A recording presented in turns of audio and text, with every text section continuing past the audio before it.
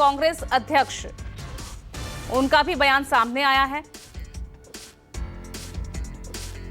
लेकिन जिस तरह से यहां राजनीतिक हलचल, क्या सियासी समीकरण झारखंड के बदलते हैं या नहीं, इस पर सभी की नजर रहेगी। लेकिन आरोप प्रत्यारोप का दौर शुरू हो चुका है। अब झारखंड में किस करवट बैठेगा, ये सबसे अहम सवाल है, क्योंकि चंपई सोरेन दिल्ली में है।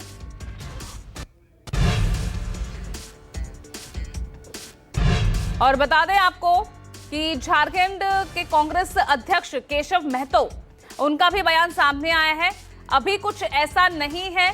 चंपई सोरेन के बीजेपी में शामिल होने को लेकर उनका यह बयान सामने आया है झारखंड कांग्रेस अध्यक्ष केशव महतो का, और उन्होंने कहा है कि अभी ऐसा कुछ नहीं है।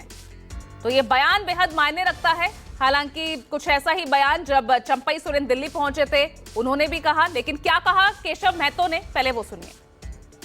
चंपई सोरेन का अगला कदम क्या होगा? वो दिल्ली पहुंच चुके हैं, क्या वो भाजपा ज्वाइन करने वाले हैं? यह सब कुछ सिर्फ कयास लगाया जा रहा है। हमारे साथ कांग्रेस प्रदेश अध्यक्ष केशव महतो जी हैं।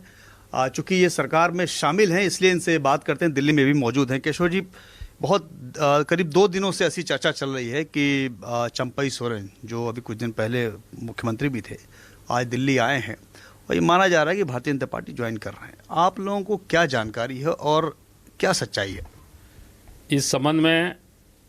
उन्हीं से आप लोग पूछेंगे तो आपको ज़्यादा सही चीज़ की जानकारी होगी।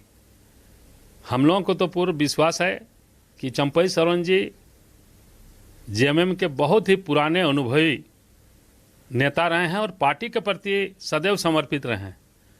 इन्होंने गुरुजी के साथ काम किया है और अभी माननीय हेमंत सोरेन जी जब गए थे जेल, तो उन्हें अपने उत्तराधिकारी के रूप में मुख्यमंत्री बनाने का काम किया था और उन्हें बखूबी उस चीज़ को निभाया।